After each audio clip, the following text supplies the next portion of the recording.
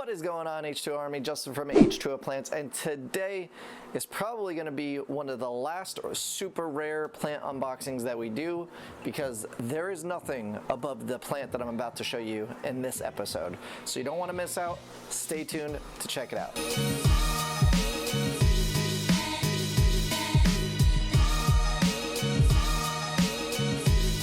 If you're new here, consider hitting the subscribe button and enlisting in the H2O Army. Also, hit the bell icon to make sure you join our elite notification squad. Alright guys, so today's episode, I didn't think I'd be doing another one of these, but just so happens that we got some more rare plants. Now you may remember, if you haven't seen it, our moss video where we unboxed a huge amount of moss, but it's different kinds of mosses. They're not all very expensive, but the grand total was quite large. So you'll remember our Anubis unboxing, which all held pretty rare stuff as well, a bunch of Anubis that's super rare in the hobby, one of which is the Anubas Snow-White, which its price tag is $100 for just a little tiny piece. Well, the plants I'm going to show you today are going to beat that. There's a couple that don't, but there are two that do beat the Snow-White out, so we're going to take a look at those in just a second. Of course, like the last batch of the Anubis that came over, these came from Han Aquatics. Big shout out to him. He hooked me up, gave me a slight discount, and I figured, you know what? He's done a great job of hooking me up with them. I'd let you guys know where I got them in case you're looking for super rare plants, because honestly, these are not going to be available on my website anytime soon.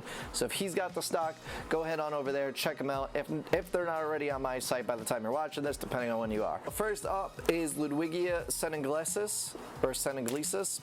Now this plant is one of my truly favorite stem plants. I oftentimes get asked, what is your favorite plant?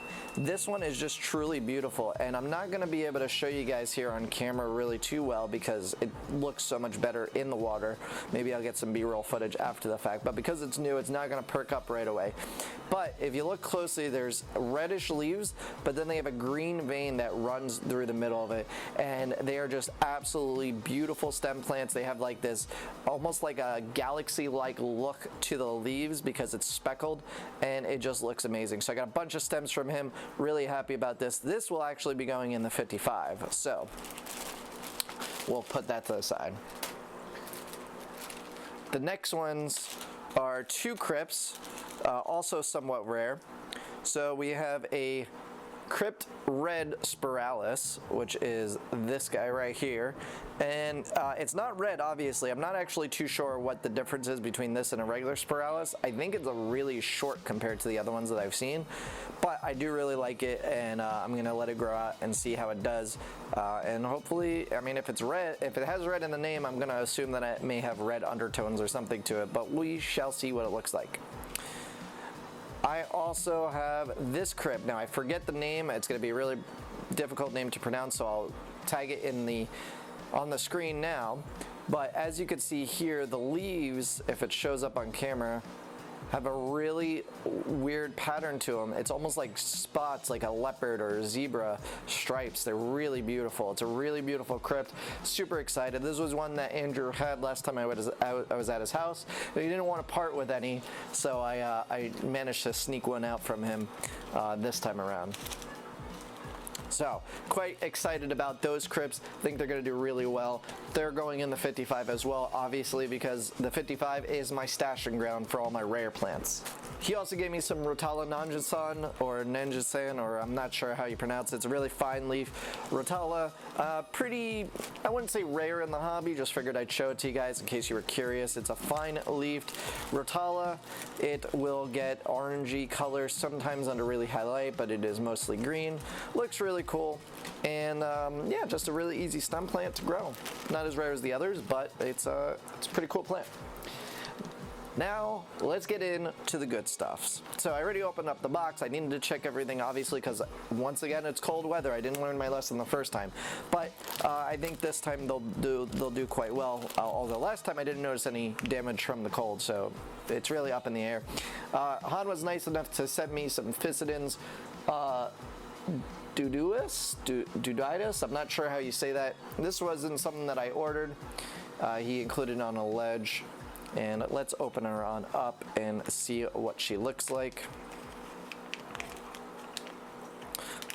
I didn't know you were sending this, so I'm like, oh, cool, moss. I like moss, as you know. Come on.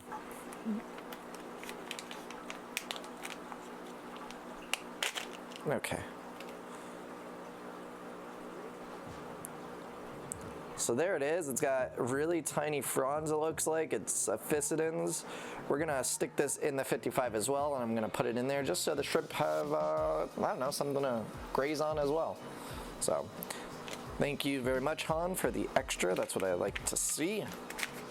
I don't know what this is worth, but I'm sure it's not cheap. All right, so...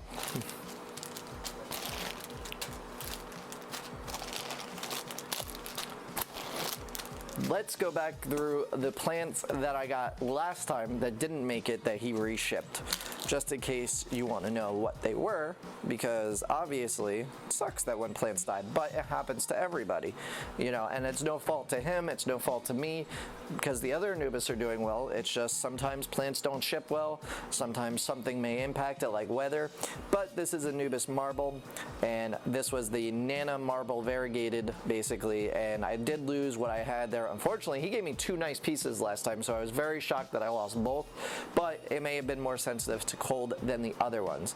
But hopefully this one does well. We are going to attach it up and see how it does in the tank. So that is Anubis marble.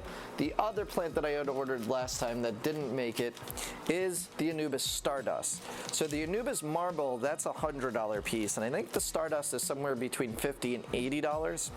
And you're gonna look at them and you're gonna say they all look the same, or similar at least. They all have variegations, and Han actually hooked it up. He gave me 2 nice pieces there, so very good. And as you can see, there's some slight variegation on the leaves. And that's all it is. It's round, small leaves, but all in all, looks great. I'm hoping it does better this time around, because it would really suck to have to order these a 3rd time. All right, now it's on to the newbies, the new guys on the block. And this is Anubis Milky Way. Don't believe this was on the last one. This was one that he got in just after he sent out my order. I was like, Han, really? You didn't tell me you had these? And he literally got them in, I think, the day after he sent out my order, or had them ready after that. And as you can see, Anubis Milky Way, once again, looks very similar to the other ones, but it is slightly different, and it's just different variegations of Anubis. It looks absolutely phenomenal. I love these Anubis rare variations. They're one of the most addicting species to collect, honestly. Price tag on this guy, I forgot what it is. I think it's probably like $100 or $80 to $100, I think it was. Now, onto the rarest Anubis you could get in the hobby as of right now. At least the rarest available here in the States. I don't know what else is available overseas, because you guys overseas, you always have good stuff. But this this guy, mwah, retail price $120. This is Anubis Alba, and as you can see here, very small leaves. So typically the portion size would be bigger, right? This is all that Han had available, and I said, listen, I really want it. I'm ordering, you know, already these plants, so give me what you have. I will take it, even though these are really small compared to the other portion sizes that he normally gives out. But he did include 2 of them for the price of 1, so that was really cool. And as you can see here, they're attached to lava rock, so I'm actually going to leave them here. I'm not going to disrupt them. I'm going to set them in my tank, and hopefully they do okay. $120 for this little thing. I think there's something wrong with me.